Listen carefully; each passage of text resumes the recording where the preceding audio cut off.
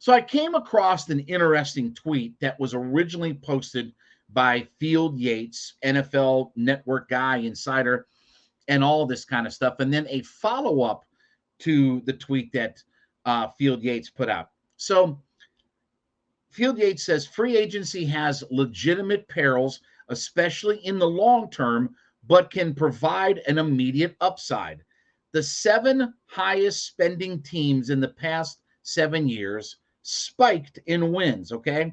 So let's start with 2016 and we'll go through till last year, and then I'll give you the win totals. So in 2016, the Giants spent the most and had 5 more wins the following year.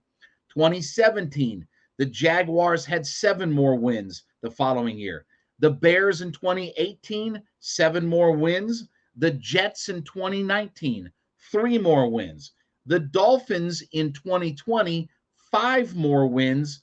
The Patriots in 2021, 3 more wins.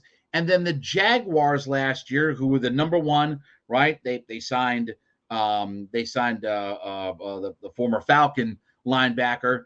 They were number one last year, 6 more wins. But when you look at the following year, so they got the year where they spiked in wins, okay? What'd they do the following year?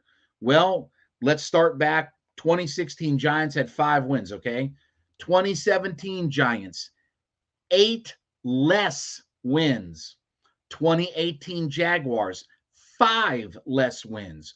2019 Bears, 4 less wins. 2020 Dolphins, 5 less wins.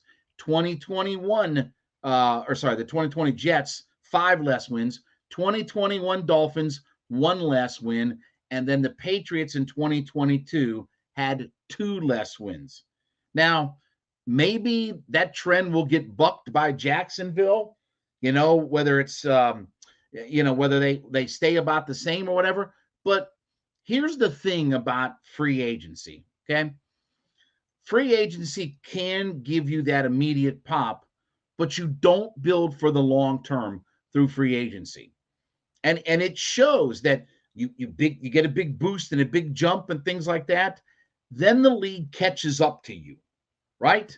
Like the ebbs and the flows. And the NFL is a copycat league, and teams try to mimic and all these different things. So, yes, spending a bunch of money in free agency can give you that short, quick burst of things like that. But it doesn't build you for the long term. That is still done through the draft.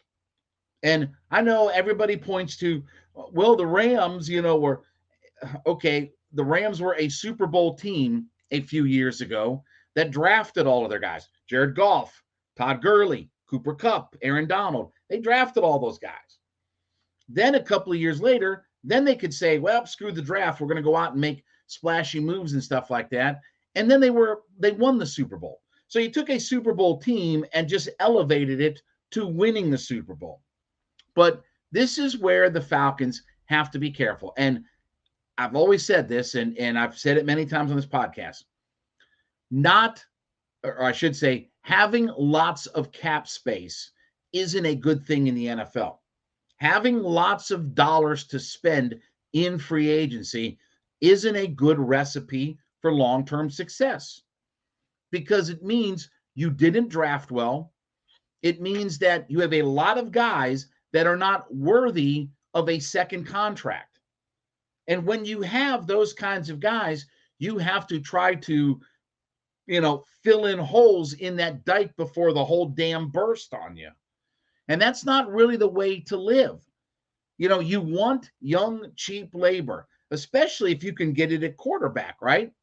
We talk about all these, guys go from rookie deals where, they may in a 5th year make $20 million, and now they're $50 million quarterbacks now today, right? So you still have to, at the end of the day, build through the draft. Free agent dollars and free agent spending can fix a few things, and it might give you a 1-year pop. But for the long term, for building your organization, and you have to continue to draft at a high level. You can plug and play with a free agent here and a free agent there and a spot or two and things like that over, over a few years with your team. That's different. This is talking about spending the most in free agent. This is talking about, again, Jacksonville last year, Foye and all those guys that they, spent a lot of money on, Christian Kirk and guys like that. Okay, it comes with a price, and then the bill starts to come due because those guys in their first year, they manipulate the cap in such a way that, okay, I'm not taking a very big hit on some of these guys, but as it gets into another year and a second, third, fourth, fifth, now all of a sudden the cap starts catching up to me. And now all of a sudden I get back into purgatory because I've backloaded deals and I don't have money, whereas if I draft a guy, I know what his payout's going to be. He's not going to be a high-priced guy. Even if I pick up a first rounder that I pick up his fifth-year option on, it's still going to probably be below market value, right? Again, McGarry's fifth-year option would have been $13 million. They didn't franchise him for 16 on the transition and 18 on exclusive. And if he's going to be a $16, $18 million player, again, you might get a big burst out of 1 year for it, but it's not sustainable for the long term. And it is interesting to watch those numbers that 1 year you spike and then you come right back down to where the mean is. And some of those teams, when you're an organization that has not been typically good over the long haul, you have a lot of free agent money to play with. And then sometimes, you get that spike, but when you come back down to normal, then the free agents that you have want to leave your organization, right? Let's face it. Jacksonville a few years ago, when they went to the AFC title game, they had the best young roster in the entirety of the NFL. They had drafted really well. But once they kind of started to slide, then you saw a lot of those guys leave the organization. And while you fill some of those gaps and things like that, because you don't have money to spend or guys, end up not re-signing with your organization, or you didn't draft well enough to have guys come through the organization for a second contract, it's just not the way that you build an NFL roster.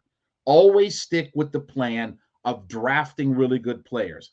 That's why if you can draft really well and you can find guys like, if you can find fifth-round running backs who give you 1,000-yard season, that's the way you draft. If you can draft a Grady Jarrett who's a disruptor in the fifth round, that's where, if you're a really good organization, you make a lot of headway and you have young, cheap labor that really outperforms all of their contracts.